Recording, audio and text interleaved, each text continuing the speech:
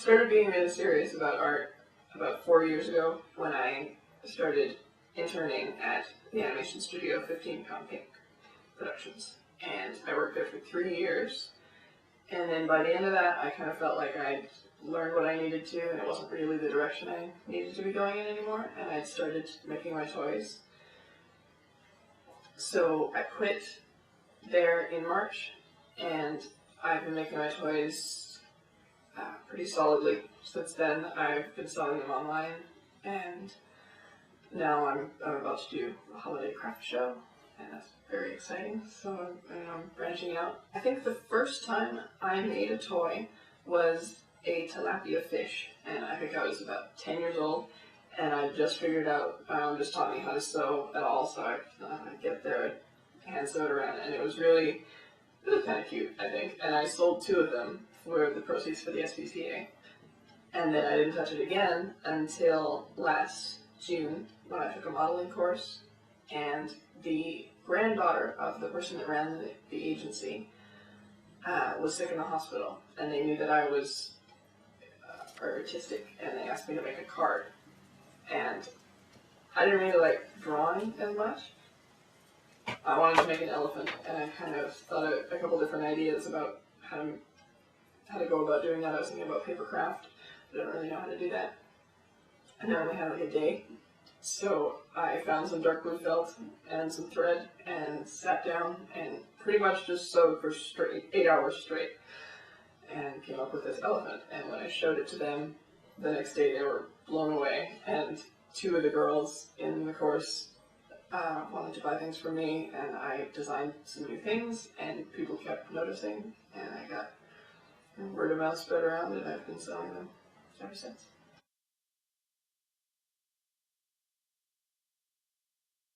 Probably the first 6 or 7 I did were the kind of toys that I make the most part now, which are kind of this size and not overly simplistic, but not super complicated in detail. And I made them without a pattern. I would just sit down with felt and scissors and thread and cut and think, and it would just happen.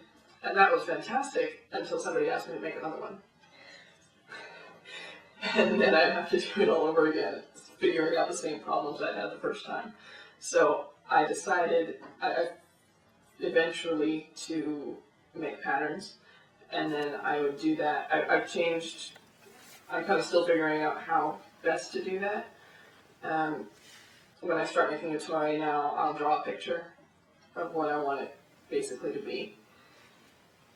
And then from that picture and my idea of the shapes, I'll draw out the shapes that I think will make the structure that I want. And sometimes it works the first time. Sometimes it takes up to 5 times that I have to redo it, but eventually I'll get the shape I want, and then I have to just check off this is right, and I'll scan it into the computer for next time. I like sitting down with an image in my head of an object that's going to be, and having, through a span of usually about 15 hours the first time, having that come into being in my hands.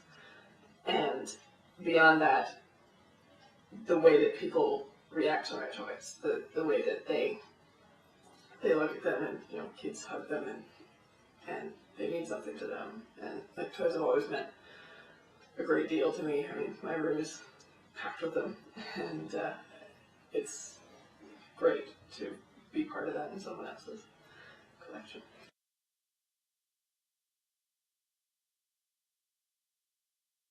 A website called Etsy, which is, people compare it to eBay, but it's not an auction site.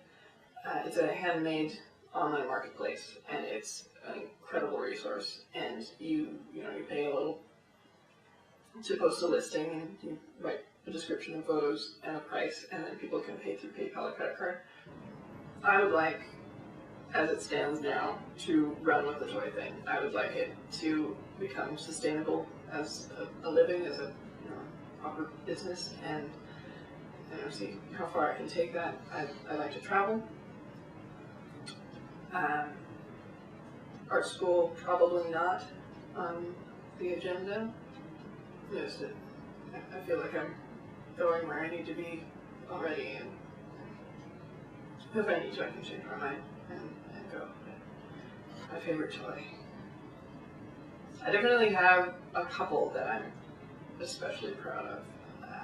My Dragonfly is one of my favorite ones, and